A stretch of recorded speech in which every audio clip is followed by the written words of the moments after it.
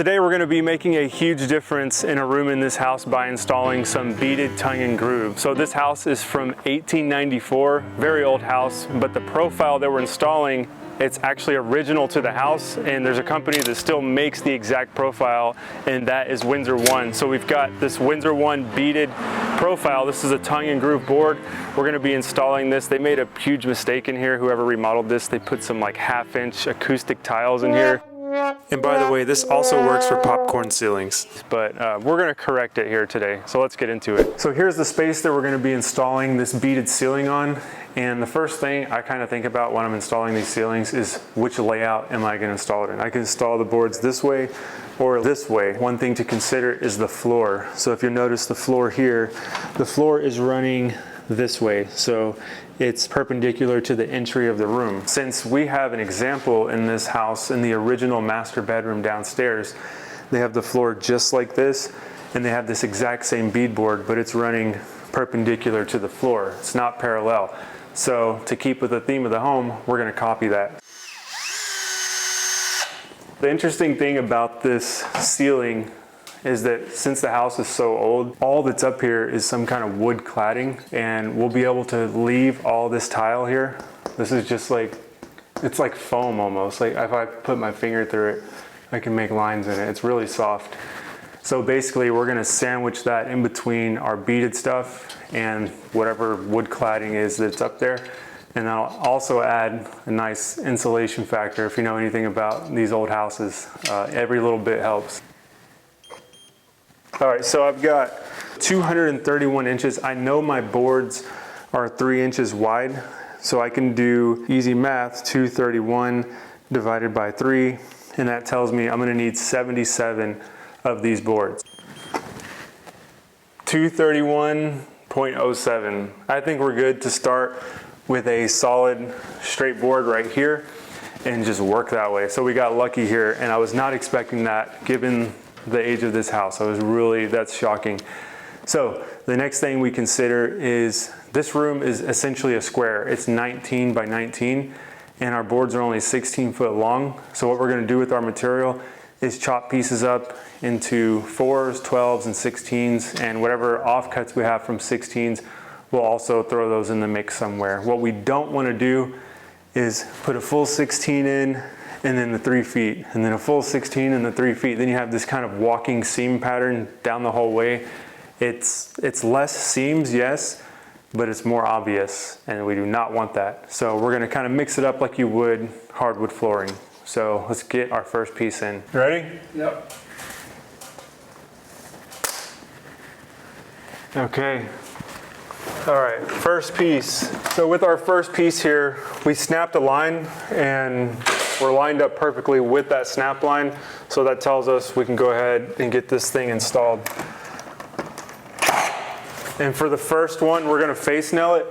But for the rest of these, we're gonna do what's called blind nailing, to where we shoot through the tongue of the material. So the painters don't just hate us when we're done with this. We'll probably have some face nailing here and there, but the main attachment is gonna be with that blind nail. And we'll go 17.5. So to cut that piece and several of these other seams that we're going to join together, instead of walking down the stairs, we brought out the handheld miter saw, the HKC 55. If you cut this upside down, you won't have any tear out on the face. So 17.5 is my measurement.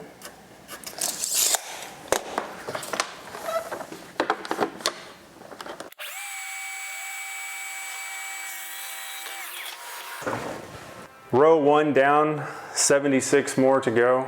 So we've got quite a bit to do here.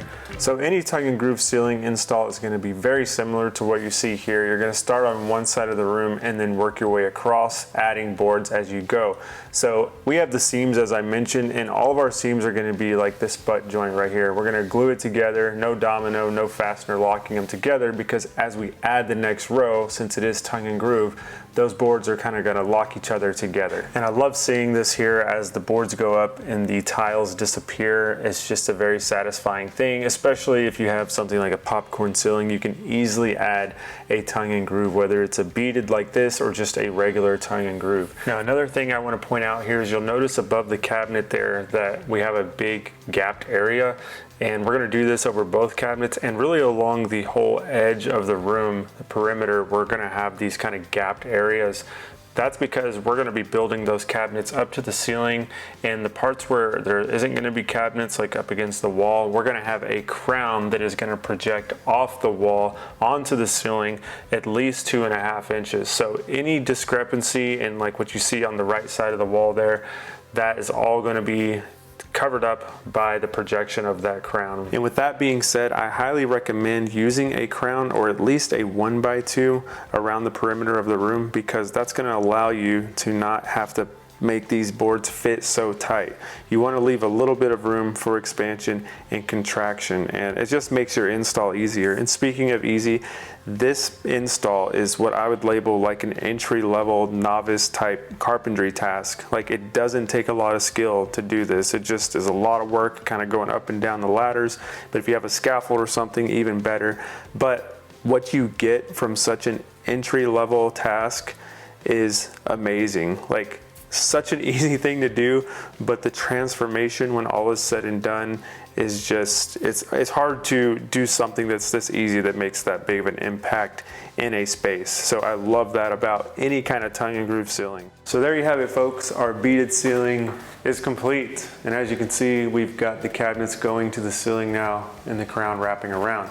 If you're watching this and kind of like, oh, that looks horrible how they have all these off pieces on the sides, well, now you can see none of that is even visible, because I don't like the way it looks either through the process, but we knew we were going to put the crown, and we were able to advantageously use our material, the 16-foot long boards that we have, to kind of move them and adjust them and also stagger our seams.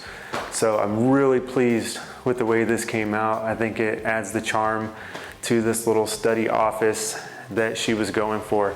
So this is done. Painters are going to come in here, and even after the painting, it's going to look like 10 times better. It always does. But I'm just happy we were able to knock this out, get that Windsor profile, an exact match of the historic from this house from 1894, because as you go from room to room, you have this exact thing. And I also like the fact that we were able to use our 18 gauge 2-inch nails to shoot through that acoustic tile into that cladding, and that really made it this install easy, because we weren't trying to find joists. Not that that's hard, but it's just one less, you can shoot anywhere. It's the one less thing to think about. So let me know what you guys think of this beaded ceiling, and I hope you learned something from this video, and we'll see you next time.